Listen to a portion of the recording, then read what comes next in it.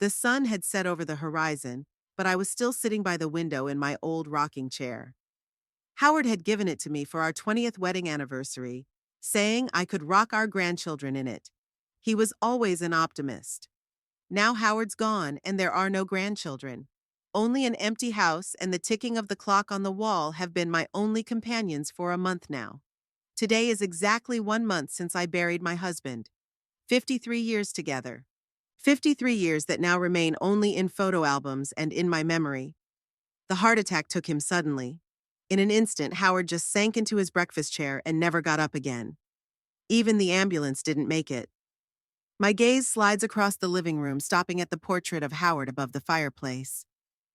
We made it 10 years ago for my husband's 65th birthday. His bushy gray eyebrows and the wry wrinkles at the corners of his eyes. Howard always had a way of making me laugh, even on the hardest days. "You'd just say something stupid to make me smile," I whispered, looking at the picture. "And then you'd wink like it was our secret." North Little Rock hadn't changed in the last month. Life continued outside the windows of my house as if nothing had happened.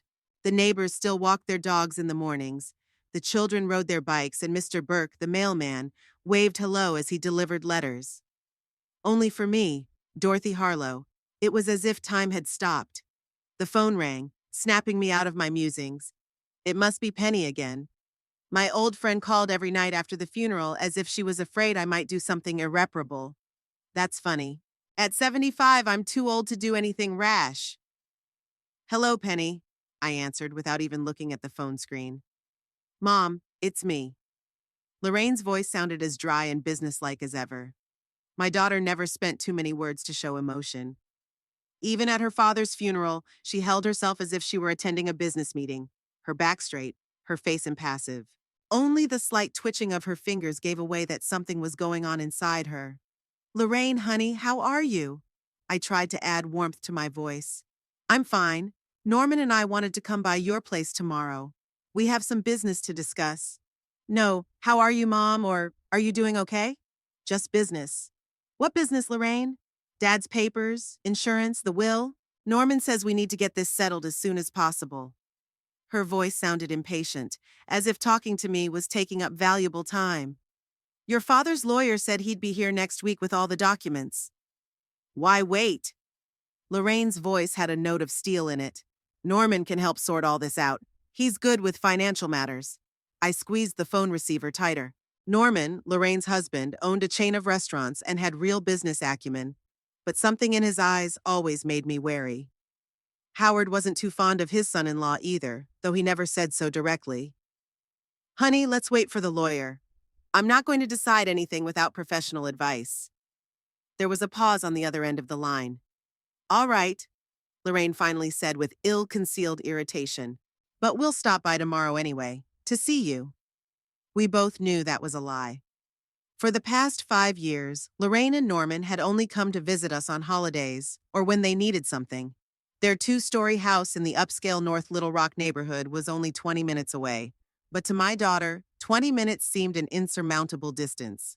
"Sure, I'll be waiting," I replied, preparing myself for an unpleasant visit. After the call, I sat staring at the phone for a long time. When did our relationship with our daughter become so cold? I remember Lorraine as a little girl, with pigtails and brightly colored hairpins, laughing when Howard threw her up to the ceiling. I remember her as a teenager, serious, determined, always with a book in her hands. And then something changed. Maybe it started when she went to law school and met Norman. He was 4 years older, from a wealthy family, with ambitions and a clear plan for life. Next to him, Lorraine became tougher, more practical. Her childish laughter, which so rarely, but still sounded in our house, disappeared completely. At their wedding 15 years ago, I shared my concerns with Howard. "She doesn't look happy," I whispered to my husband, looking at our daughter in her white dress. Howard squeezed my hand. "She's chosen her path, Dot. We can't decide for her." And then there were years of infrequent visits, formal holiday greetings, and growing distance. Lorraine thrived in her law career. Norman grew his restaurant business, and Howard and I aged in our home, full of memories of a time when our family was truly happy. The ringing of the doorbell interrupted the flow of my unhappy thoughts. I rose slowly from my chair, feeling my joints ache. The weather was changing, and my arthritis was making itself felt again. Penny stood on the doorstep with a container in her hands. We'd been friends since college, and she was the only person who really understood what I was going through. I brought lasagna, she said without preamble as she made her way into the house. And don't tell me you're not hungry. You have to eat. Penny was the complete opposite of me, loud, energetic, always saying what she thought. At 73, she dyed her hair red, wore brightly colored scarves, and had no intention of quietly living out her days, as she put it. You shouldn't have worried, I said, following her into the kitchen. It was nothing. I was cooking for myself anyway. She put the container in the refrigerator and turned to me, narrowing her eyes. You look worse than you did yesterday. What happened? I told her about Lorraine's call.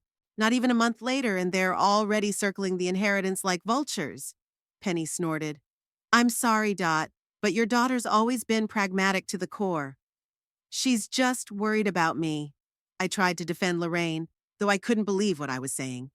Of course, Penny rolled her eyes. And I'm secretly dating Brad Pitt. Despite the heaviness in my heart, I smiled.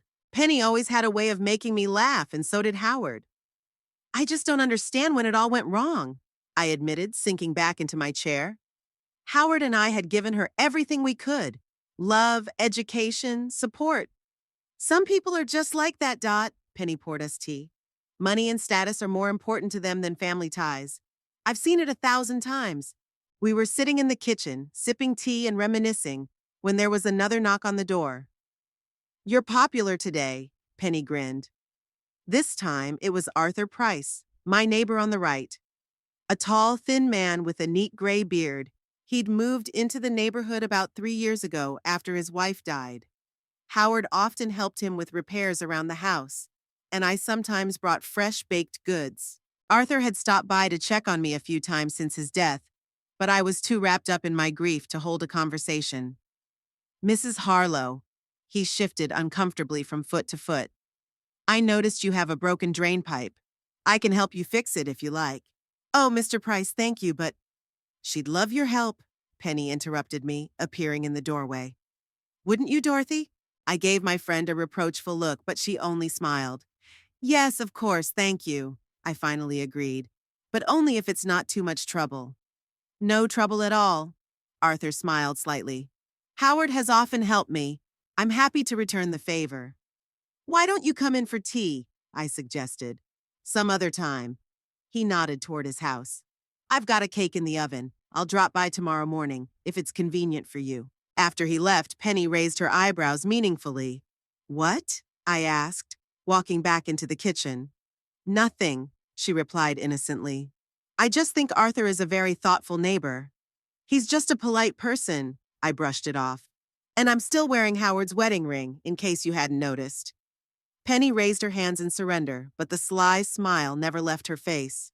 That evening, after I'd seen Penny off, I settled back into the rocking chair. It was slowly darkening outside the window, and the street was fading into twilight. Howard and I used to sit on the porch at this hour, watching the sunset and talking quietly about everything. I pulled an old photograph out of my cardigan pocket. Howard and I and little Lorraine on the beach. She was about 6. She was laughing, showing a front tooth that had just fallen out, and Howard and I were hugging her from both sides, so young and happy. That girl is gone now. In her place is a 40-year-old woman with a cold stare and a calculating mind. Sometimes I feel like I don't know my daughter at all. The phone rang again. Lorraine's number. Yes, honey? Mom, we'll be there for lunch tomorrow, about 1 in the afternoon. Be ready. Her tone was unapologetic. Okay, I suppressed a sigh. I'll cook something. No need, Lorraine said quickly. We'll eat at home. She paused. You better find all of Dad's papers, insurance, bank statements, everything. I couldn't sleep after that call. I tossed and turned in a bed that felt too big without Howard in it. My thoughts revolved around my daughter and son-in-law's upcoming visit. I knew it wouldn't be an easy conversation. Lorraine had never taken an interest in our finances until she felt she could get something. Howard was a successful engineer and invested well. We had never lived large, but had saved enough for a trouble-free old age. Now all that savings was being scrutinized by my daughter. What am I to do, Howard? I whispered into the darkness. There was silence. For the first time in 53 years, I was going to make an important decision without his advice and support. The thought pressed me to the bed with a heavy weight of loneliness, and I cried for the first time in days. Silent tears rolled down my cheeks until fatigue took over and I fell into a restless sleep. The morning began with a loud knock on the door. Arthur stood on the doorstep with a box of tools. "Good morning, Mrs. Harlow. I'm here about the guttering, remember?" "Of course," I nodded, trying to smooth back my sleep-damaged hair. "I'm sorry, I'm not quite awake yet." "I can come back later," he offered, noticing my appearance. No, that's okay. Just give me 10 minutes." I quickly washed my face, changed my clothes, and brewed some coffee. When I came out on the porch with 2 cups, Arthur was already standing on the stairs inspecting the damaged pipe. "Coffee?" I offered. He came down and gratefully accepted the cup. "It's nothing serious," Arthur said, nodding at the gutter. "It's just that the fasteners are loose. I'll have it fixed in half an hour." We sat on the porch, sipping coffee and watching the neighborhood kids play outside. "How are you doing?" he asked me out of the blue. I usually answered such questions with the standard fine or day to day, but now for some reason I told the truth. It's hard. 53 years together is a long time. Sometimes I can still hear his voice in the house. Arthur nodded. "I understand. My Helen died 4 years ago, cancer. We lived together for 49 years. "Does it get easier?" I asked, not knowing if I wanted to hear the answer. "It doesn't get easier," he said slowly. "It's just different. You learn to live with the emptiness, and one day you find that you can remember happy moments without the sharp pain." We were silent, and it was comfortable. Two people who understood each other's loss without words. "My daughter and her husband are coming today," I said. "They want to discuss the inheritance." I don't know why I told Arthur. Maybe I just needed to talk it out. "Take your time," he said. "We're all vulnerable after the death of a loved one, and we can all agree to things we might regret." "Howard's always been about finances," I admitted. "I don't even know how much we have saved or where all the paperwork is." "Do you have a lawyer?" "Yeah, a family lawyer. He should be here next week." "Then wait for him." Arthur finished his coffee and put the cup down. "Now let's get to work on that pipe." After Arthur left, I began to prepare for Lorraine and Norman's visit. Not that I was going to cook dinner. My daughter had made it clear that wasn't why they were coming, but I baked an apple pie anyway. It's an old habit. When I'm nervous, I cook. At 12:50, Norman's black SUV pulled up in front of the house. Even their car was as cold and unapproachable as they were. I took a deep breath and went to open the door, preparing myself for a difficult conversation with my only daughter, who was becoming more and more of a stranger with each passing year. Norman's black SUV drove away, and I could finally breathe freely. This first visit since Howard's death left an unpleasant residue. Lorraine and Norman had only spent 40 minutes at my house, but that was enough time to realize their true intentions. They didn't even touch the apple pie I had baked that morning. "Watching our figure," Lorraine explained dryly, though she'd never been averse to sweets before. But they scrutinized every corner of the living room as if appraising the property. "This vase must be an antique?" Norman asked, pointing to the porcelain vase Howard and I had brought back from our 30th anniversary trip to Europe. "No, just a souvenir," I replied, though I knew the Limoges porcelain vase had some value. Norman nodded, but I saw him glance back at his wife. There was obvious disappointment in that look. "Where did Dad keep the important documents?" Lorraine looked around, as if hoping to see a safe in the middle of the room. "In his study, I guess. I'm not sure."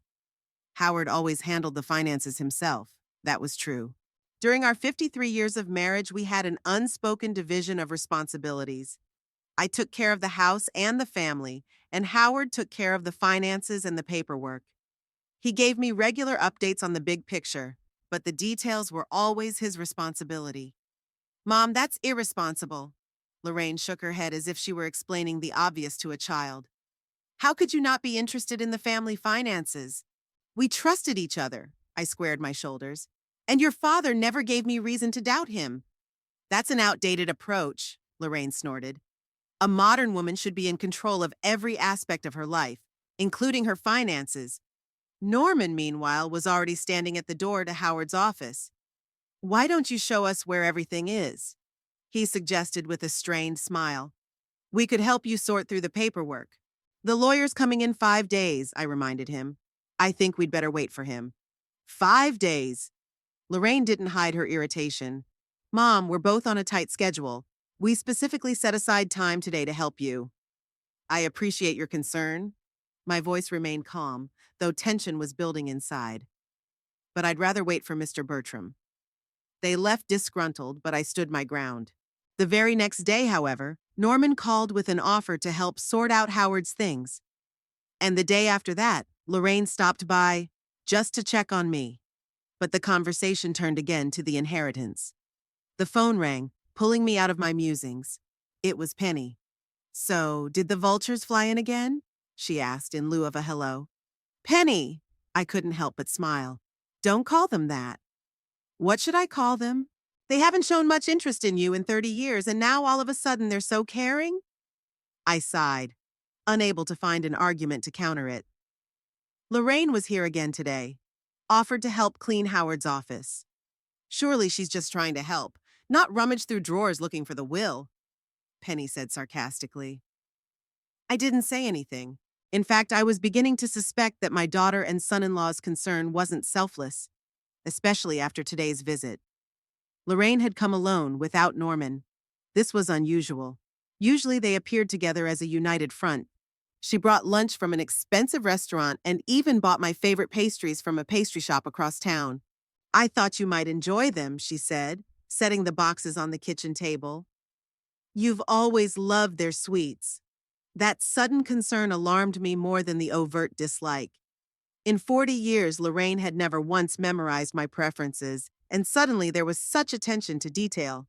We ate lunch, exchanging meaningless phrases about the weather and the news. Then Lorraine put down her fork and looked at me with that special look she used in court when she was preparing to deliver a decisive blow. "Mom, I'm worried about you," she began. "This house is too big for one person, and it's expensive to maintain." "Your father and I have lived here most of our lives," I replied. "And so far, I'm getting by." "But it's not rational." Lorraine shook her head. "Think of the bills, the repairs, the garden. Norman and I were discussing options, and maybe you should consider a nursing home." I almost choked on my tea. "A nursing home? I'm only 75 and I'm perfectly fine. Right now, yes." Lorraine cut off a slice of cake as precisely as if she were cutting open a corpse at an autopsy. "But what will it be a year from now? 2 years from now? It's better to prepare in advance. There are wonderful facilities with 24-hour care, and this house could be sold and the proceeds would pay for a better nursing home for years to come." It all made sense now. Lorraine was afraid I'd use Howard's money without leaving her an inheritance. Selling the house was the first step to gaining control of my finances. "I think we can wait on that decision," I said as calmly as I could. "At least until I saw a lawyer." Lorraine smiled, but the smile didn't touch her eyes. "Of course, Mom. I'm just offering options." After she left, I sat in the kitchen for a long time, thinking about our conversation. How could it be that my only daughter had become so calculating? Where had I gone wrong in her upbringing? Or maybe it wasn't me, but the values she had internalized by becoming part of the world of big business and law? A knock on the door interrupted my unhappy musings. Arthur stood on the doorstep with a box of tools. "Good afternoon, Mrs. Harlow. I noticed your mailbox is a little askew. I can fix it if you don't mind." "Arthur, you're too kind," I smiled, glad for the distraction from my heavy thoughts. "But I don't want to abuse your help." "No abuse," he shook his head. "I'm bored sitting at home alone, and you always have work for old hands." I offered him tea, and we sat down on the veranda. The evening was warm, with a light breeze that brought the smell of blooming magnolias from the neighbor's garden. "How was the meeting with your daughter?" Arthur asked, taking a cup. "Awkward," I admitted. "She suggested I sell the house and move into a nursing home." Arthur choked on his tea. "But you're doing fine on your own." "Apparently not in my daughter's eyes," I sighed. "I don't think it's about taking care of me, but about the money from the sale of the house." I see, Arthur nodded. My niece Iris is the same way. After Helen died, she immediately asked if I wanted to sell our collection of antique clocks. We sat in comfortable silence, watching the sunset. There was something soothing about Arthur's presence. No ulterior motives, no pressure. You know, Mrs. Harlow.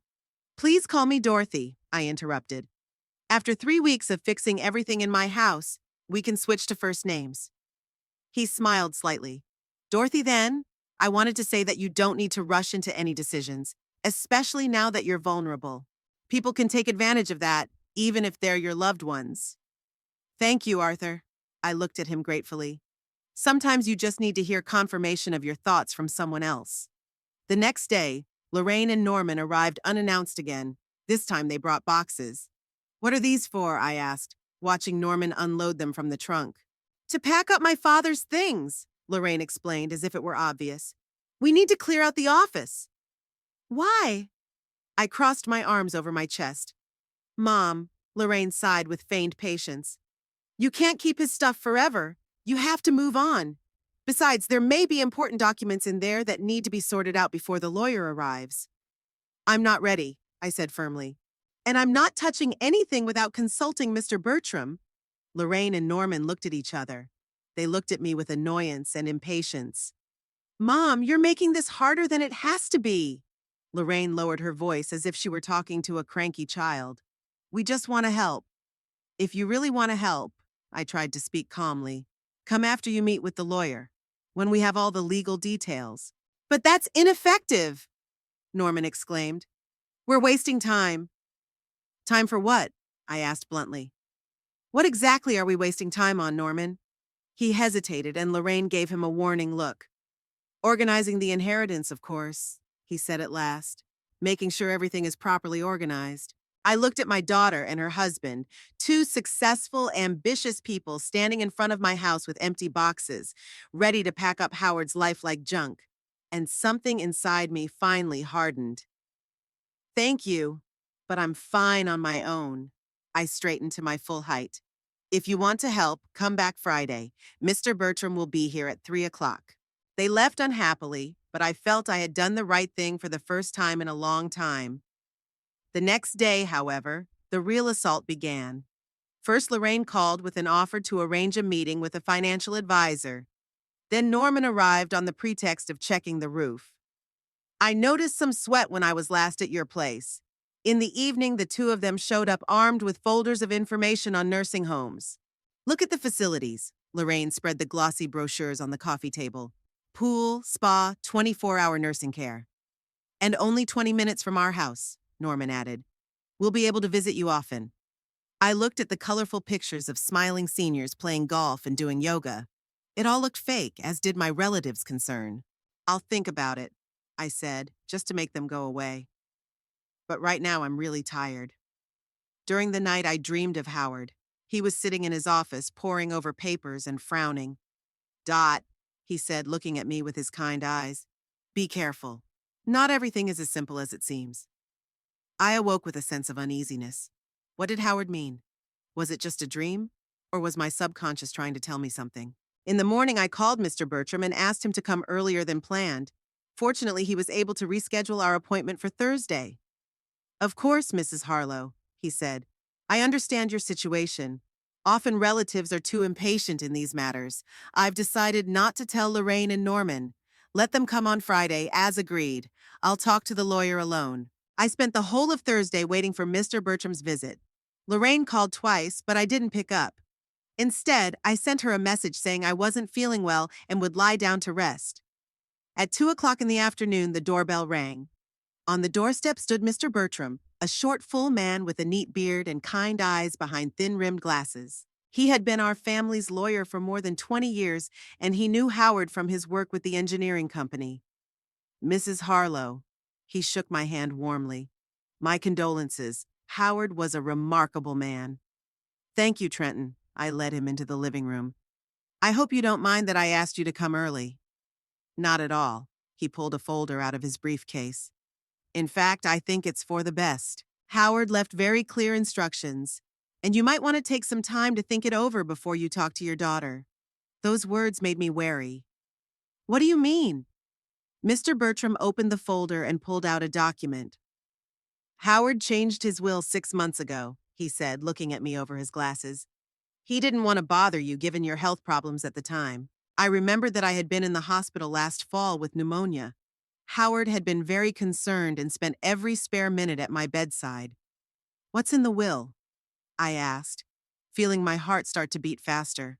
Before we get to the details, Mr. Bertram pulled another envelope from his briefcase. Howard asked me to give you this letter. He said it would explain his decisions better than a legal document. I took the envelope with trembling hands. On it was written in Howard's handwriting, "To Dorothy, my only love." I'll give you time to read it in private. Mr. Bertram rose delicately. Perhaps a cup of tea? I nodded, unable to utter a word, and the lawyer went quietly into the kitchen, leaving me alone with the last message from my husband. My fingers were unsteady as I opened the envelope. Inside was a sheet of paper filled with Howard's familiar, neat handwriting. My dear Dot, the letter began. If you're reading this, it means I'm not around anymore. I'm sorry to have left you alone. These 53 years with you have been the best of my life, and I'm grateful for every day. Tears covered my eyes, but I kept reading. Howard wrote about our life, the happy times, and how proud he was of me. And then he got to the point, I've made a difficult decision about our inheritance. You know I've always loved Lorraine, but in recent years I've seen her change. She wasn't interested in us, only our money. She and Norman had been planning for a long time how our estate would be handled after we died. I heard them talking last Christmas when they thought I was asleep. They were discussing selling our house and sending you to a nursing home so they wouldn't waste the inheritance on caregivers. I paused, feeling the pain change to anger. So Howard had seen what I had seen too. He continued, so I changed the will. All of our possessions, house, savings, and investments go to you. Lorraine will receive a token amount, enough so that she cannot contest the will on the grounds that I forgot about her. I know you are wise and will decide for yourself if she deserves more. But remember, Dot, you don't have to give her anything. That money is your security and your freedom. Use it to enjoy the life you deserve. I read the letter to the end, wiping away my tears. Howard had always protected me, even after his death. His last gift was not only money, but freedom from Lorraine and Norman's manipulations. Mr. Bertram coughed tactfully, returning to the living room with a cup of tea. Are you all right, Mrs. Harlow? I nodded, folding the letter back into the envelope. Yes, Trenton, I am. I'm ready to discuss the details. We spent the next hour going over the legal intricacies of the will. Just as Howard had written, everything went to me, the house, bank accounts, stocks, insurance, a total of about $4.5 million. Lorraine would receive $10,000, a sum sufficient to ensure that the will could not be contested on the grounds that the father had forgotten about his daughter. What are you going to do, Mrs. Harlow? Mr. Bertram asked when we had finished the formalities. Do you want me to be present tomorrow to talk to your daughter? I hesitated. Part of me wanted the protection a professional lawyer could provide, but the other part, the part that had begun to wake up after Howard's death, wanted to face this ordeal head on. No, Trenton, I finally answered. I'll be fine on my own, but you can come back later if there are any legal issues. Mr. Bertram nodded with obvious respect in his eyes. As you wish, but remember, you can always count on me. After he left, I sat in my chair for a long time, thinking about the upcoming conversation with my daughter. For the first time in years, I felt strong. Howard believed in me, and I wasn't going to let him down. That evening, Penny called. Did the lawyer come? She asked without preamble. Yes, I said. And Penny, you were right about Lorraine and Norman. I told her about the contents of the will and Howard's letter. Ha! I always knew Howard was a clever man, Penny said quite contentedly. So, is there going to be a big reveal tomorrow? I guess so, I sighed. Honestly, I'm a little nervous. Do you want me to come and be moral support? Thanks, but no. I shook my head, though Penny couldn't see it. This is our family business. I have to handle this on my own. You're stronger than you think, Dot, Penny said seriously. You always have been. After talking to my friend, I went into the kitchen to make dinner. Tomorrow was going to be an important and probably unpleasant conversation. But tonight, I just wanted to enjoy the evening, knowing that Howard had taken care of me even after he left. I opened the refrigerator and pulled out the groceries for a simple dinner. A sudden knock on the door made me flinch. I looked at the clock. It was almost 8 in the evening. Who could have come so late? Arthur stood on the doorstep with a basket of fresh vegetables. "Sorry I'm late," he said, looking a little embarrassed. "I was just harvesting some from my garden and thought you might like some." "Thank you, Arthur." I accepted the basket, smiling. "It's very useful. I was just about to make dinner. Would you like to join me?" He looked surprised by the offer, but after a short pause, he nodded. "I'd love to, if it's not too much trouble." Over dinner, I told Arthur about the will and about my upcoming conversation with Lorraine and Norman. He listened attentively, not interrupting me or giving me advice I didn't ask for. "You seem calmer than I expected," he said when I had finished. I reflected. After Howard died, I'd felt lost and vulnerable. But today, reading his letter, I realized that he believed in my strength, and it gave me a confidence I hadn't felt in years. Arthur raised his wine glass. "To new beginnings," he proposed a toast, "and to the strength that has always been in you." We clinked glasses, and for the first time in a long time, I felt not only sadness for what I had lost, but hope for the future. I was going to have a difficult conversation with my daughter tomorrow, but now, in this moment, I was ready for it. I looked at the kitchen clock, Howard's gift to me on our 40th anniversary, and thought he would approve of my decision. Tomorrow, I would meet Lorraine and Norman not as a helpless older woman to be manipulated, but as a strong person who knew her worth. And I was grateful to Howard that his latest gift had given me that opportunity. Preparing for dinner, I was calmer than I expected. The conversation with Mr. Bertram had brought clarity to my situation, though Lorraine and Norman had not suspected it. They still thought that tomorrow would be the first official meeting with the lawyer, and I decided not to dissuade them. I spent the afternoon in the kitchen preparing Howard's favorite dishes: rosemary roast, garlic mashed potatoes, fresh vegetable salad, and apple pie for dessert. Setting the table, I thought back to our family dinners when Lorraine was little. How she laughed at her father's jokes, how she proudly showed us her drawings, how we read books together before bedtime. Where have those times gone? The doorbell rang at 6 o'clock. I took a deep breath, smoothed my dark blue dress, and went to open it. Lorraine and Norman stood on the doorstep with a bottle of expensive wine and a box of chocolates. They looked unusually dressed up for a simple family dinner, Lorraine in an elegant black suit, Norman in a gray shirt and dark slacks. "Mom," Lorraine smiled and leaned over to kiss my cheek, a gesture she hadn't spoiled me with in years. "You look beautiful." "Thank you, sweetheart," I accepted the compliment, trying not to show surprise at the sudden warmth. "Come on in, everything's ready." Norman handed me a bottle of wine. "Your favorite, if I'm not mistaken," he said with a smile, though I was sure I had never discussed my wine preferences with him. "Very thoughtful of you," I replied as I escorted them into the dining room. The table was set with the best tablecloth Howard and I had brought back from Italy on our 20th anniversary. The porcelain plates, crystal glasses, and silverware all looked festive, though in my heart I was preparing for anything but. "How cozy," Lorraine said, looking around the room.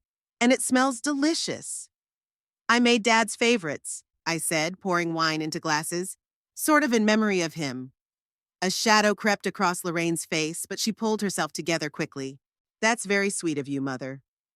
At dinner, the conversation flowed surprisingly smoothly. Lorraine talked about her recent court cases, avoiding her usual harsh comments. Norman shared news about his restaurants without turning the conversation to financial matters, as he usually did. They both admired my cooking, recalled funny stories from the past, and acted like we were the happiest family in the world. I knew there was a calculation behind the idol, but I still found myself thinking that it was nice to feel the warmth of the family circle, even if it was just an illusion. Even if it's just an illusion. Remember when Dad once tried to fix the dishwasher himself? Lorraine laughed as she put on more salad. "The whole kitchen was in water." I smiled, remembering that day. "Yes, and he was standing in the middle of that flood with a wrench in his hand, looking so guilty. But then he fixed it right," Lorraine added. "Daddy always finished the job." I nodded, feeling a lump in my throat. Howard really did always finish what he started, even his latest endeavor to protect me from our own daughter. After the main course, I brought out the apple pie, still warm, with vanilla ice cream. "Oh, my favorite," Norman exclaimed with unexpected warmth. "You always made the best pies, Mother," said Lorraine. "I remember asking for them every birthday when I was a child." Her voice sounded sincere, and for a moment I wanted to believe that the warmth was real, that my daughter remembered our connection, that we were family, not just people bound by blood and inheritance. We were drinking coffee in the living room when Lorraine set her cup aside and looked over to Norman. He nodded slightly, and I realized that this was the moment for which all this courtesy had been played. "Mom," Lorraine began, moving closer to me and taking my hand. "Norman and I have been thinking a lot about your future, about what would be best for you." I waited silently for her to continue, not helping her. "You see, this big house, all these maintenance costs." She paused. "And you're here alone. It's not safe or practical." "And what do you suggest?" I asked, even though I knew the answer perfectly well. "We think you should sell the house and move to one of those nice boarding houses we talked about."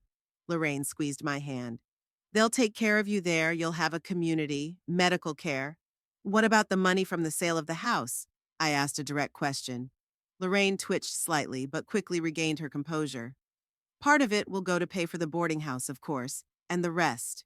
Well, Norman and I could help you manage those funds. Invest it wisely." "And what about the rest of your father's inheritance?" I kept looking her straight in the eye. "That's what we wanted to talk about." Norman stepped in. "The lawyer is coming tomorrow, but we've already discussed the best way to handle Howard's estate." I raised my eyebrows, waiting for him to continue. "We think," Lorraine said confidently, as if she had already made up her mind, "that we should transfer most of the investments to our accounts. We have a better understanding of finances and can manage them properly." "What am I supposed to live on?" I asked, remaining calm. "Oh, you'll have enough interest on a small part of the capital," Norman answered quickly. "We've done the math. With the sale of the house and your expenses at the boarding house." "I mean, you've already decided," I said, not asking, but affirming. Lorraine smiled with relief, clearly misinterpreting my tone. "Yes, Mom. We've thought of everything. You have nothing to worry about." I slowly released my hand from her palm and straightened in my chair. After dinner, my daughter informed me, "We have already divided your property without you." I said the words quietly, but they rang through the room like thunder. Lorraine frowned. "Mom, you've got it all wrong. We just want to help.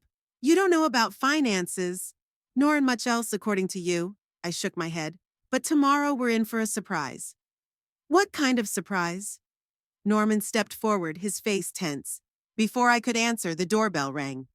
"Who could it be?" Lorraine frowned. "We're not expecting anyone." "I'm waiting," I answered calmly, rising. "It must be Mr. Bertram." "The lawyer?" Lorraine jumped up. "But he's supposed to come tomorrow. I asked him to come today," I said, heading for the door. "I thought it would be better to discuss it all at once." I opened the door and let Mr. Bertram in. He nodded and walked into the living room, where Lorraine and Norman stood with the same look of confusion on their faces. "Good evening," the lawyer said hello. "Mrs. Harlow, I've brought the papers we talked about." "Thank you for coming, Trenton." I pointed to an empty chair. "Lorraine, Norman, you remember Mr. Bertram, don't you?" "Of course," Lorraine said with a strained smile. "But we weren't expecting you today. We thought the meeting was tomorrow." "Mrs. Harlow has decided to expedite the process," the lawyer replied, pulling a folder out of his briefcase. "And I fully support her decision." Mr. Bertram sat down and opened the folder on his lap. "So I have gathered all the necessary documents for the announcement of Howard Harlow's last will," he began in a formal tone. "I assume everyone here is ready to hear the terms of the will?" "Yes, we are," Lorraine answered quickly, becoming focused and businesslike again. Norman nodded silently, his eyes fixed on the folder in the lawyer's hands. "Before we begin," Mr. Bertram looked at me. "Mrs. Harlow, are you sure you want to continue?" I felt the tense looks of my daughter and son-in-law on me. "Yes, Trenton, please read my husband's will." The lawyer nodded and pulled out a document. I, Howard Allen Harlow, of sound mind and good judgment, do hereby declare that this is my last will and testament, he began to read. All previous wills and decrees are hereby declared null and void. Lorraine stepped forward, her eyes burning with impatience. Norman put his hand on her shoulder in a gesture of support. I bequeath all my assets, including real estate, bank accounts, investments, personal effects, and insurance benefits to my beloved wife, Dorothy Edith Harlow. Mr. Bertram continued. My wife's name is the only thing in this will. She will inherit my entire estate, which at the time of the will is $4,500,000. There was a sepulchral silence in the room. Lorraine froze, her face slowly changing from eager anticipation to disbelief, and then to shock. This is some kind of mistake, she finally said in a hoarse voice. Daddy couldn't have done this. There is no mistake, Miss Waits, replied Mr. Bertram, addressing Lorraine by her married name. Your father was very clear in his wishes. But it's not fair. Norman couldn't contain his indignation. We're family. We should get a share too.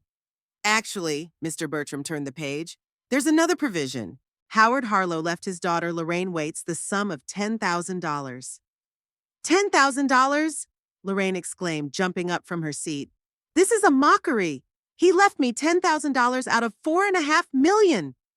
I was silent as I watched the mask of civility which she and Norman had so carefully maintained all the evening crumble. I'm afraid it was your father's will, Mr. Bertram replied calmly. The will is legally sound and uncontested. We'll see about that. Lorraine clenched her fists. Daddy was clearly out of his mind when he wrote it. Or, she turned to me sharply, did you force him? Manipulated him? Lorraine! I finally raised my voice. Your father changed his will 6 months ago when I was in the hospital with pneumonia. I didn't even know about it until yesterday. I don't believe it. She shook her head. You've always been able to control him. He would never have done that without your influence. Mr. Bertram coughed. I should point out that Howard Harlow left a letter explaining his decision. Mrs. Harlow has already read it, but if you insist, Miss Waits. Show it to me, Lorraine demanded, holding out her hand. I nodded, and he took out a copy of Howard's letter. The original stays with Mrs. Harlow, he explained, handing it to Lorraine. She ran her eyes quickly over the text, and I could see her face change with each line. The color drained from her cheeks, and her eyes filled with tears, not with grief, but with rage. It's a lie, she threw the letter on the table. Daddy couldn't have thought that about us. Someone forged that letter. The letter was sealed and kept in the safe of our law firm, Mr. Bertram said firmly. It's authentic, and so is the will. Norman, reading the letter over his wife's shoulder, looked as if he had been slapped in the face. It's not fair, he repeated. We've waited so many years for... He paused, realizing he had said too much. Waiting for us to die? I finished for him. Yes, Howard realized that. He overheard you two talking last Christmas. Lorraine turned even paler. What conversation? About how you were planning to sell our house and put me in a nursing home so you wouldn't waste your inheritance on caregivers. I quoted lines from Howard's letter. It was just a conversation, Lorraine exclaimed. We were discussing options. That doesn't mean that you were already dividing our assets like vultures? I finished for her. That's exactly what you did today, isn't it? Suggesting I move into a boarding house so you could have the house and my money. We meant well. Norman tried to salvage the situation. It's really hard for you to live alone in such a big house. You weren't interested in what was best for me, I shook my head. You were only interested in money. And Howard realized it. Lorraine jumped up, her face contorted with anger. You always turned him against me, she screamed. You were always his favorite, and he just tolerated me. Lorraine, that's not true, I said calmly. Your father loved you. He was proud of your success, your career. Then why did he do it? She slammed her fist on the table and the cups bounced. Why did he disinherit me? Because you yourself gave up the main inheritance, I answered quietly. My family, love, from taking care of your parents, not for money, but just because we're your parents. What sentimental nonsense. Lorraine pursed her lips in contempt. I always knew you lived in a fairy tale world. The reality is that money comes first, and now you have it. Thanks to your father, I nodded. He protected me even after he died. We'll contest the will. Norman put his arm around Lorraine's shoulders. We'll prove that Howard was incapacitated.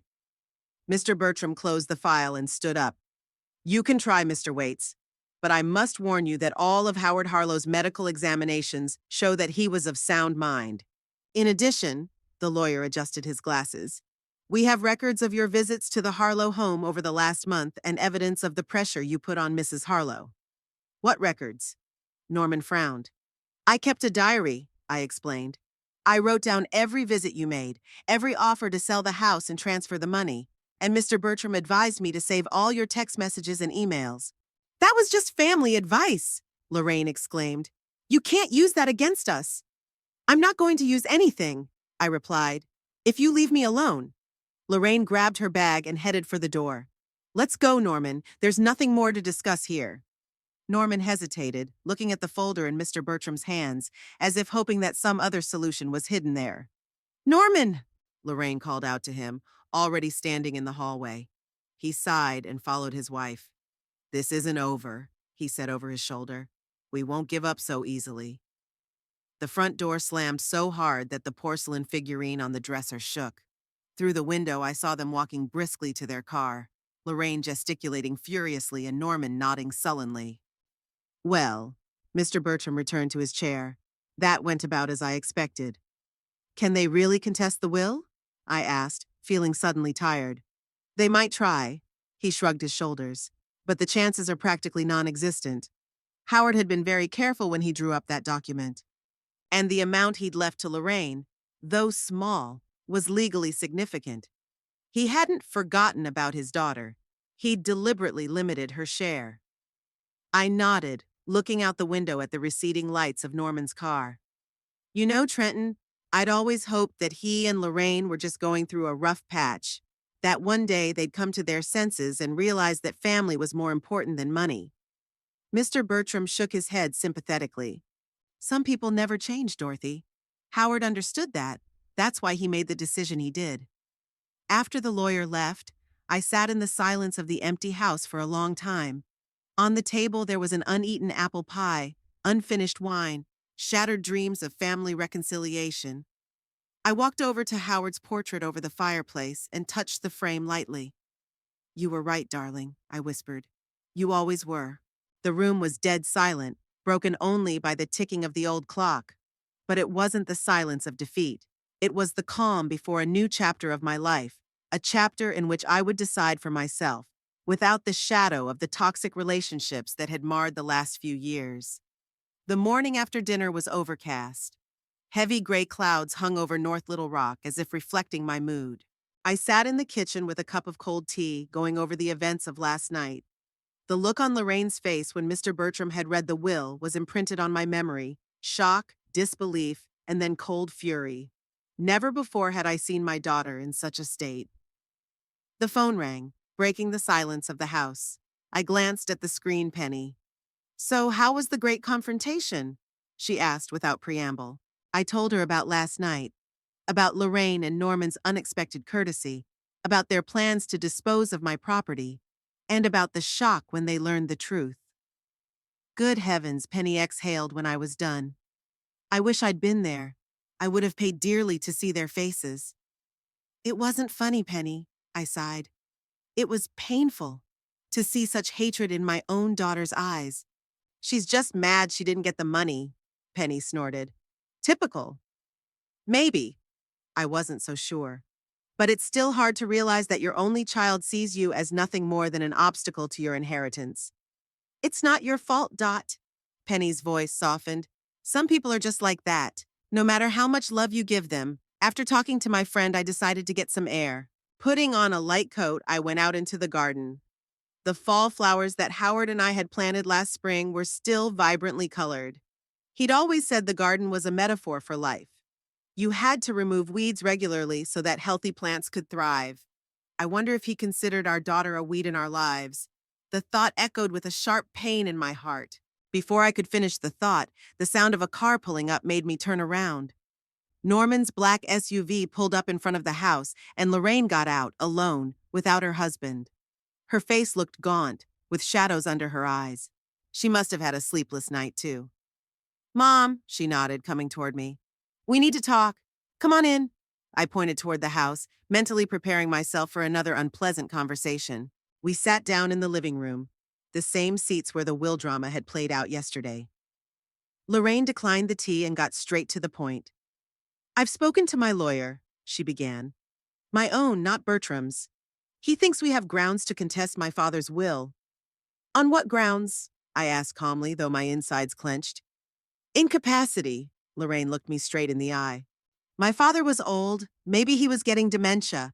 He clearly didn't know what he was doing when he disinherited his own daughter. Your father was sane until his last day, I shook my head. And Mr. Bertram has medical reports to prove it. Medical reports can be challenged, Lorraine countered. Besides, there's the other argument, undue influence. You could have manipulated him, taking advantage of his weakened state. I felt a wave of anger rising inside me, but I held back. Lorraine, the will was made while I was in the hospital. How could I have influenced your father while I was elsewhere? She hesitated for a moment, but quickly found herself. That's the details. The point is that the will is unfair and I'm entitled to my share of the inheritance. So you're going to court? I asked a direct question. If I have to, she crossed her arms over her chest. But I hope it won't come to that. We can settle this amicably, Mom. How? Lorraine leaned forward, her voice softer, that artificial softness she used in court to convince juries. You can just share it with me. Officially, it's all yours, of course, but we're family. You can give me some of the money, say half. That would be fair. And if I refuse, her face hardened instantly, then I'll sue. And believe me, it won't be pretty. I'd have to go through all the dirty laundry, pull out all the family secrets. We don't have dirty laundry, Lorraine, I sighed. And no family secrets. Really? She raised an eyebrow. What about your depression after I was born? Or your fights with your father in the 90s when you threatened to leave? Or the time you threw a vase at him? I froze. Those moments were indeed moments, hard times that almost every family goes through. The postpartum depression I went through after Lorraine was born. The midlife crisis and the really serious fight during which I threw the vase in anger, not at Howard, but at the wall. But who cared how it sounded in court? Do you really want to go public with this? I asked quietly. To tarnish your father's memory and your mother's reputation for money? It's not about money, Lorraine exclaimed. It's about justice. I am his daughter. I'm entitled to a part of his inheritance. He left you $10,000, I reminded her. That's a mockery, not an inheritance, she snorted. He wanted to humiliate me. No, he wanted to protect me. I looked her straight in the eye. From you and Norman. From your plans to put me in a nursing home and sell off everything your father and I had spent a lifetime building. Lorraine couldn't take my gaze and looked away. You're exaggerating. We were just discussing options. Besides, sooner or later, you're really going to need care. Maybe, I agreed. But that would be up to me, not you and Norman. She stood up, adjusting her impeccable suit. Think about my offer, Mother. Half of Father's fortune and no trial, no public scandal. And if I refuse, then you'll have to explain to the judge why your husband suddenly decided to disinherit his only daughter. Her voice sounded cold and calculating. And believe me, I'll find witnesses who will testify that my father has been acting strangely over the past few months, that his decisions have been illogical, that he's been forgetting things. You're lying, I shook my head. Your father didn't suffer from forgetfulness or dementia. The court will have to prove it, Lorraine shrugged. In the meantime, the whole inheritance will be frozen. No money for you or me for months, maybe years. Are you ready for that? I looked at my daughter and didn't recognize her. When did the little girl with pigtails that I used to rock at night turn into this cold, calculating woman? Where had I gone wrong in her upbringing? Give me time to think, I said at last. Of course. Lorraine smiled strangely. But not for too long. My patience is not unlimited. After she left, I sat still for a long time, staring out the window at the fall garden. Lorraine's words echoed in my ears, mingling with memories of our life. I remembered a conversation I'd had with Howard shortly before he died. We were sitting on the veranda enjoying the warm evening. Lorraine and Norman had just left after Sunday dinner, a rare visit they paid us about once a month, always with a sense of accomplishment. She's nothing like us, Howard said thoughtfully, watching the car drive away. What do you mean? I asked, though deep down I knew. Lorraine, he hesitated, searching for words. She's always been ambitious, driven. Those are good qualities. But somewhere along the way, she lost something important. Compassion? I hypothesized. The ability to see value in things that money couldn't measure? Howard nodded, his face serious. I'm worried about you, Dot. About what will happen when I'm gone. Don't say that. I took his hand. We'll have a long life together. He smiled weakly, but there was worry in his eyes. No one knows their time, and I want to be sure you'll be safe. That Lorraine and Norman won't. He hesitated. Don't what?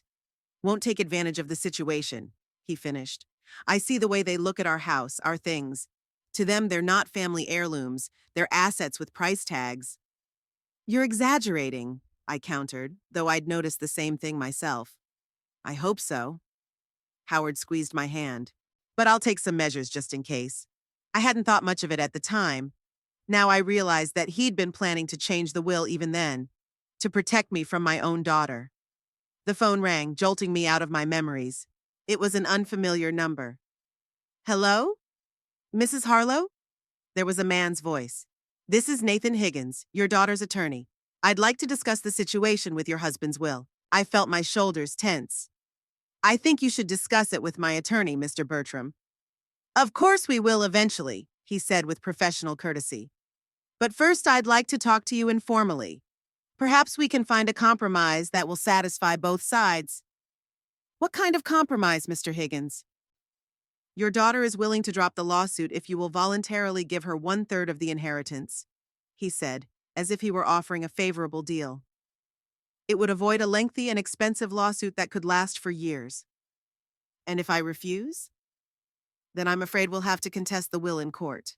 We have witnesses willing to testify that Mr. Harlow showed signs of cognitive impairment in the last months of his life. That's a lie, I tried to say calmly. Maybe, I could hear the smile in his voice. But it won't be easy to prove. And while the court deliberates, all your assets will be frozen.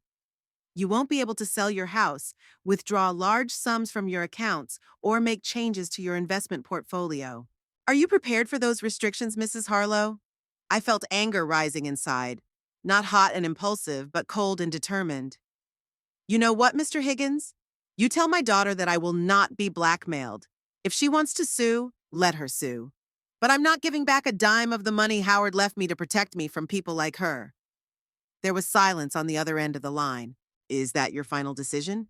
He finally asked. Yes. Any further conversations will go through Mr. Bertram. I hung up, feeling a strange mixture of desolation and determination. With shaking hands, I dialed Mr. Bertram's number and briefly recounted my conversation with Lorraine's lawyer. They're bluffing, he said confidently after listening to me. They have no witnesses because Howard showed no signs of cognitive impairment. It's a standard scare tactic. Do you think they'll really sue? Maybe, he paused. But they have almost no chance of winning. The will is impeccable, and we have proof that Howard was sane when he made it. What do I do, Trenton? Nothing, he said firmly. Live your life. Don't let them intimidate you. If they file a lawsuit, we'll fight it. But frankly, I doubt it'll come to that.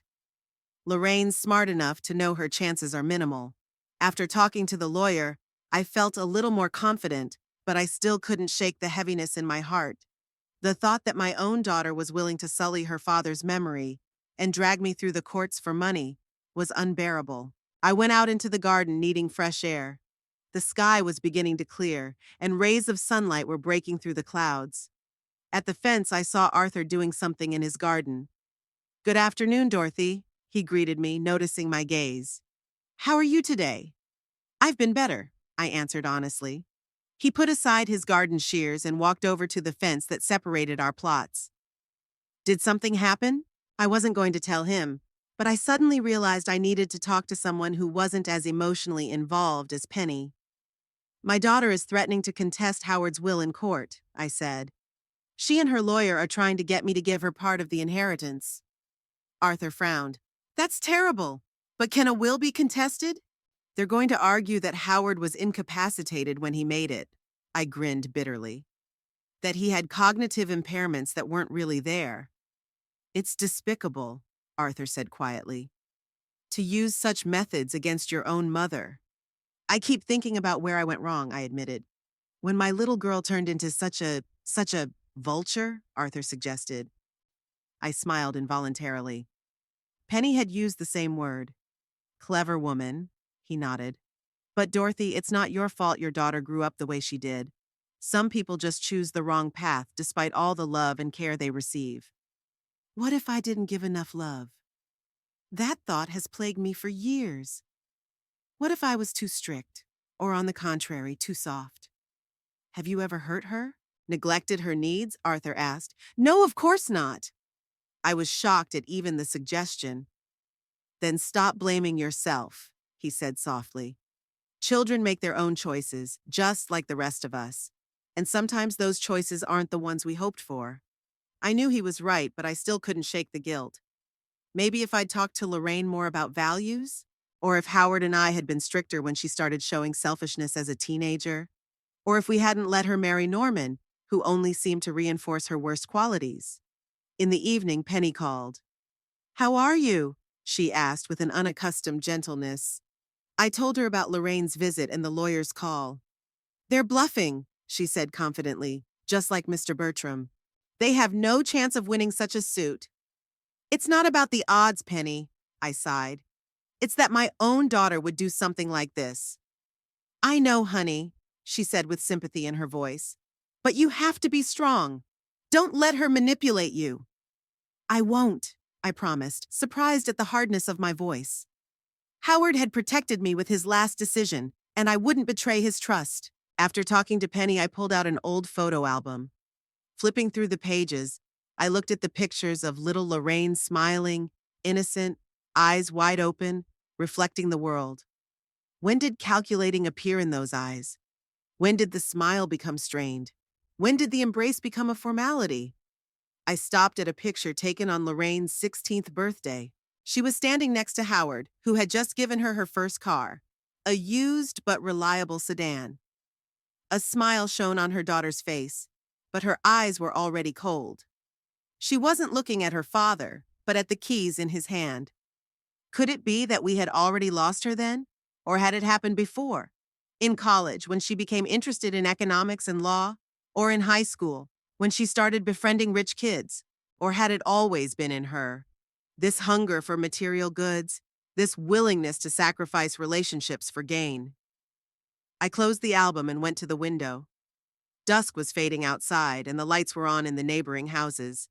Families were gathered around the dinner table, discussing the previous day, the ordinary, everyday life that now seemed such a distant memory. I thought about Howard's last words before he went for the medical exam, after which the will was changed.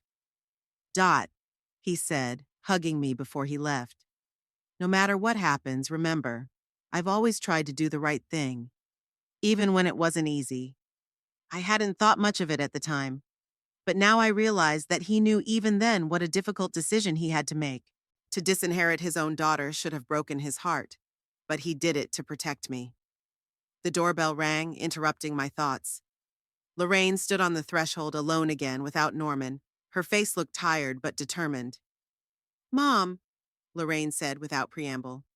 We need to talk, one last time. I stepped back, letting my daughter into the house.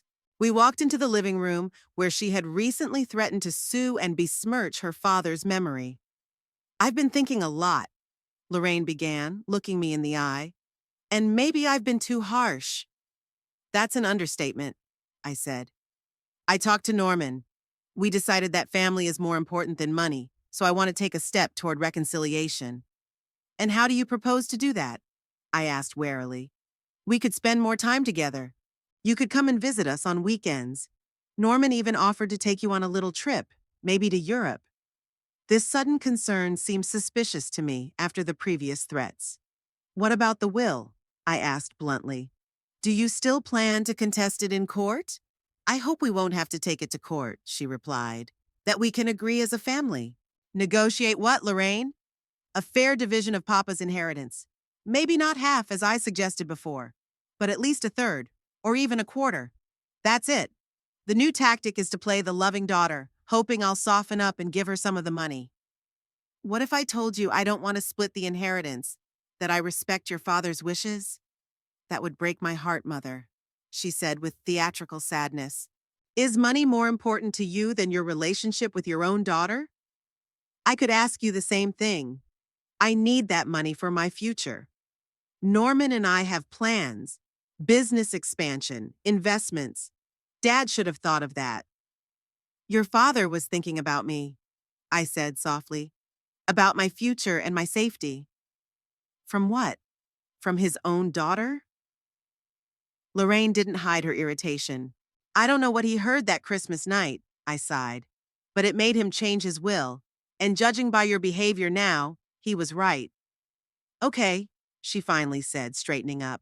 I tried to make things amicable. I gave you a chance to do the right thing, but if you insist, what do you mean? You'll see, she stood up. I hope you don't regret your stubbornness. The next day, a basket of fruit, chocolate, and wine appeared on my doorstep. The card read, Dear Mom, Love, Lorraine and Norman. Soon the phone rang. Lorraine was inviting me to dinner. I declined, sensing a catch, and threw away the gift basket. In the morning, a courier brought a bouquet of roses with a note. We'll stop by at 3 o'clock today. There's important news. Lorraine and Norman arrived with a new basket of pastries and theatrical smiles. We've decided not to contest the will in court, Norman announced. But, Lorraine added, we have a suggestion, a compromise that will suit everyone. We want you to move in with us, she said. You'll be looked after, and we can take care of you. And this house can be sold, Norman added. It's expensive to maintain. And where would the money from the sale go? I asked bluntly. For your upkeep, of course, Lorraine answered quickly. And maybe some for an educational fund for our future children. The new tactic is to lure me into your home, sell my real estate, and gain control of my finances. Thanks for the offer, but I'd rather stay in my house. Lorraine clenched her fists, her mask of caring daughter coming off. Why are you being so stubborn? We're offering you a compromise, one last chance to settle this peacefully. Or what? Or we'll go to court, Norman intervened. We'll find witnesses to prove that Howard wasn't himself. You're bluffing, I tried to sound confident. You don't have any witnesses. Maybe I've already talked to my dad's coworkers. His doctor? A doctor would never commit perjury, I countered. Maybe, Lorraine shrugged. But it would take months for the court to sort it out. And in the meantime, the inheritance would be frozen. I think you'd better go, I said quietly. Mom, you don't understand. No, you don't understand, I stood up. You're threatening your own mother. You're willing to sully your father's memory for money that doesn't belong to you. It should belong to me, Lorraine screamed. I am his daughter, his blood. Blood isn't everything. Family is caring, respect, love, something you haven't shown your father and me in years. Howard decided otherwise, I said firmly, and I respect his decision. Now please leave. You're going to regret this, Lorraine hissed. We'll sue tomorrow. Do what you think is right, I replied. But I don't want you in my house anymore. Never again. You'll be sorry, old woman, she threw before Norman dragged her to the car. I closed the door, feeling strangely relieved despite the pain of being completely separated from my daughter. In the evening, Penny called. Dot, are you okay? I'd had a bad feeling all day. I told her about the breakup with Lorraine and Norman. Good for you. It's about time you sent those vultures away, but you have to be careful now. I'll come to your place, she said firmly. I'll stay for a couple days. After talking to Penny, I went out into the garden where I met Arthur with garden shears. What's wrong? He asked, noticing my upset face. I'd just kicked my daughter and son-in-law out of the house. From what I heard, it was the right decision. Did you hear our conversation? Your daughter was talking pretty loud. It was hard not to. She threatened you. Arthur frowned. This is serious, Dorothy. It might be worth going to the police. I recommend installing cameras, as your lawyer advised. I can help with that. You're very kind. I was touched by his concern. The next morning, a security specialist, a friend of Arthur's, arrived. He installed cameras and set up the alarm system. By lunchtime, Penny arrived with a suitcase. 3 days later, Lorraine's lawyer called. "Mrs. Harlow, it's Nathan Higgins." Ms. Waits decided not to file a probate suit. Why did she change her mind? After consulting with me, Ms. Waits concluded there was little chance of winning the case. All medical reports indicate that Mr. Harlow was fully competent. "I regret the pressure that was put on you," he added. "It is not in keeping with the ethical standards of our profession." After that call, I felt a great sense of relief. In the evening, Arthur stopped by to check the alarm system. "I heard your daughter dropped the lawsuit," he said. "Good for you." "Penny called me," he explained. "She's worried about you." "She's a good friend," I nodded. "And you're a good friend too, Arthur. Thank you for your help." That night, for the first time in a long time, I slept without disturbing dreams. The decision to completely sever my relationship with Lorraine and Norman had been painful, but the right one. I had a feeling Howard would have approved of the move. He'd always believed in getting rid of toxic relationships, even if they were with loved ones.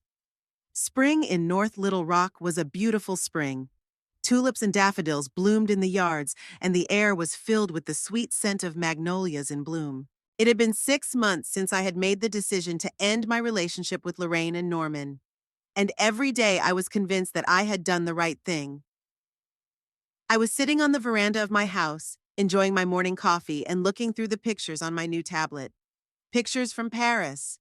Me in front of the Eiffel Tower, Penny and I at the Louvre, sunrise over the Seine.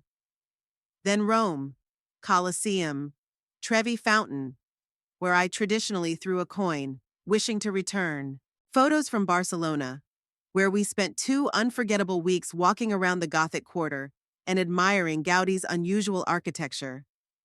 Traveling through Europe was the first step of my new life.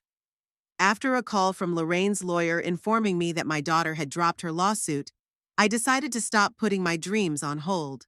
Penny and I bought tickets and hit the road, planning a 3-month tour. Arthur promised to keep an eye on the house, checking daily to make sure everything was in order. I leafed through the photos further, smiling at the memories. Venice, Vienna, Prague. In each city, I felt the weight of the past becoming lighter and lighter, and my soul filled with new impressions and joy. This trip showed me how much I had missed, how many years I had wasted living in the shadow of other people's expectations and demands. At first, I worried that at my age it would be hard to endure such a busy trip, but it turns out that 75 is no barrier to new discoveries. "Dorothy, have you seen my gardening gloves?" Arthur's voice interrupted my musings.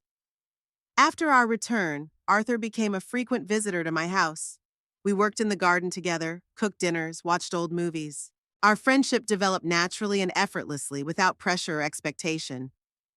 "Check in the drawer under the bench," I said, setting aside my clipboard. "You left your tools there yesterday." Arthur nodded and headed for the garden bench. He looked younger than his years, especially when he was engrossed in something. "We were planning to plant a new flower bed today, part of a big garden renovation project I started a month ago. Found it," came from the back of the garden. "And your pruning shears, too. Are you ready to get started?" In a minute, I finished my coffee and got up. After returning from Europe, I decided to transform my garden. For years, it had been just a place where Howard and I sometimes sat in the evenings, but now I wanted to create a real oasis of space for relaxation, reflection, and pleasant gatherings. I hired a landscape designer to design the project, but Arthur and I did most of the work ourselves. It was deeply satisfying. We spent the morning planting roses and lavender, setting up a small pond and installing decorative stones. The work was physically exhausting, but it brought joy. Each change in the garden symbolized a change in my life.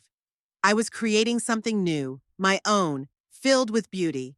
"Dinner time!" Penny shouted, coming out onto the veranda with a tray. I made sandwiches and iced tea. Penny started coming over more often after our trip.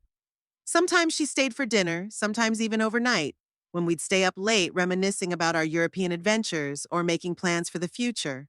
We settled down on the new garden furniture under a large umbrella. Lunch was simple but delicious, and the company was pleasant. We discussed plans for the evening. There was a charity concert tonight at the local cultural center, and we were going to attend. Did you write the speech? Penny asked, spreading cream cheese on a cracker. Yes, but I'm still nervous, I admitted. I never thought I'd be speaking in front of an audience at 75. After returning from Europe, I decided to invest some of my money in the local cultural center. It had long been in need of renovation and new equipment.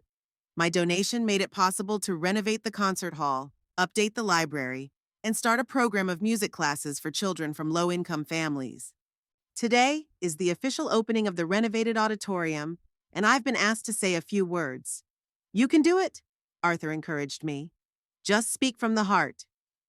Besides, Penny added with a sly smile, after 2 glasses of champagne, you always get eloquent. We laughed, remembering my impromptu speech in a small Parisian restaurant, when, inspired by the fine wine and the atmosphere, I made a toast that drew applause even from the locals. After lunch, I decided to check the mail. Among the invoices and sales brochures was an envelope with handwriting I would recognize from 1,000. Lorraine's neat handwriting with a slight slant to the right. I stared at the envelope for a long moment, hesitant to open it. It was the first message from my daughter in 6 months. No calls, no visits, as if she had accepted my decision to end the relationship and wasn't going to challenge it. Finally, I opened the envelope and pulled out a doubled folded piece of paper. Dear Mom, the letter began. I've been thinking for a long time about whether I should write to you, but I've decided that I have to try to repair our relationship. The last 6 months have not been easy for Norman and I. I read on, feeling a bitter irony building up inside. Lorraine was writing about how much she missed being with me, how she regretted her words and actions. But between the lines, the true purpose of the letter shone through. Unfortunately, Norman's business has fallen on hard times. Several restaurants have had to close, and we are facing financial problems. I've had to take a break from work due to health issues, which has only made things worse. And finally, I'm embarrassed to ask this, but if you could help us with a small amount of money, say $50,000, we could overcome this crisis and get back on our feet. Of course, we'll return the money as soon as the situation stabilizes. I folded the letter and returned it to the envelope. No words of sincere remorse, no words of true love, just another attempt to use me. Now that threats and manipulation didn't work, Lorraine was trying to push pity. Bad news? Penny asked, noticing the look on my face. A letter from Lorraine, I replied, tucking the envelope into my desk drawer. Asking for money. And you're going to give it to her? Penny's voice sounded worried. I shook my head. No, it won't change our situation. She doesn't regret her actions. She only regrets not getting the money. Right. Penny squeezed my hand. You can't let yourself be manipulated, even if the manipulator is your child. I nodded, feeling a strange mixture of sadness and relief. Sadness at the realization that my daughter had never changed, and relief at the realization that I could finally let go of the hope of repairing the relationship and move on. We should get ready, Arthur reminded me. The concert starts at 7. I stood up, resolutely closing the letterbox. The past should stay in the past. The evening at the cultural center had gone splendidly. My short speech was met with applause, and the concert exceeded all expectations. Especially touching was the performance of the children's choir. Many of these children had the opportunity to study music thanks to the new program. After the concert, people came up to me to thank me for my support of the center. The director introduced me to several city council members who were impressed with my contribution to the cultural life of North Little Rock. You've done something really important, Mrs. Harlow, said one of the councilwomen. Places like this center make a difference in people's lives. I smiled, feeling genuinely pleased. This was the real legacy, far more valuable than money in the bank. As I drove back home, I thought about how my life had changed in those 6 months. I had traveled to countries I had only read about before, met new and interesting people, and found a way to use my money to help others. I finally dared to live my life to the fullest without constantly looking back at other people's expectations and demands. What are you thinking about? Arthur asked, sitting behind the wheel. About how strange life is, I answered. Sometimes the most difficult trials lead to the most unexpected turns of fate. He nodded, smiling understandingly. If someone had told me 6 months ago that I would be performing in front of a full house, traveling around Europe, and doing charity work, I wouldn't have believed it, I continued. I thought it was too late to start something new at my age. It's never too late for new beginnings, Penny said from the back seat. I, for example, plan to learn to tango at 80. We laughed, imagining Penny in a passionate dance with some gray-haired gentleman. At home, we settled down in the garden, enjoying the warm spring evening. Arthur opened the bottle of wine we had brought from France, and we raised our glasses to a successful evening. To new beginnings, Arthur proposed a toast. To true friends, I added, looking at the two people who had been my support in the most difficult times. Sitting in the renovated garden, among the flowers and the soft light of the lanterns, I felt a deep peace. It was not the lifeless peace that comes with despair and giving up the fight, but the quiet confidence of a person who has finally found his way. I thought about Howard, about how he'd wanted to protect me with his last decision. He hadn't just given me money, he'd given me the freedom to choose my own path, to build a life without fear or dependence. And I used that gift to the best of my ability. You know, I said, looking up at the stars beginning to appear in the twilight sky, I think Howard would be pleased. With what exactly? Penny asked. Everything. I circled the space around me. That I didn't give up, that I didn't let Lorraine and Norman control me, for finding the strength to start a new life. He'd be proud of you, Arthur nodded. You showed real fortitude. And you've made some real friends, I added, smiling. A month ago, Arthur and I had planted a new tree in the far corner of the garden, a young maple that would eventually grow tall and spread out. I saw it as a symbol. New life taking root, reaching for the sun. Last week I updated my will. I decided to give most of my estate to charitable causes. Support for the cultural center, music education programs for children, a fund for the elderly. I left Lorraine the same amount Howard gave her, $10,000. Not out of revenge, but because I realized that money would not change anything in our situation. Lorraine's letter went unanswered. Maybe someday she would realize that relationships are built not on financial gain, but on mutual respect and love. Maybe she won't, but it's no longer my responsibility or my pain. More wine? Arthur offered, picking up the bottle. With pleasure. I held out my glass. Penny began to tell me about the plans for the summer trip. We decided to visit Scandinavia, a region I'd always dreamed of. Arthur listened with interest, occasionally inserting remarks and advice. He had been there a few years ago with his late wife. I looked at my friends, at the beautiful garden, at the starry sky, and felt deeply grateful for all the trials that have made me stronger, for all the pain that taught me the value of true friendship, for all the losses that showed me that it's never too late to start. At 75, I finally felt truly free. From fear, from guilt, from the toxic relationships that had drained my soul for years. I had lots of plans ahead of me, traveling, new projects, new acquaintances. But most importantly, I had the courage to follow my own desires without constantly looking to other people's opinions. To the future, I said, raising my glass. To new adventures and discoveries. To the future, Penny and Arthur echoed. We sat in the garden until late at night, talking and laughing and making plans. A young maple tree in the corner of the garden quietly rustled its leaves as if to whisper, "Everything is just beginning."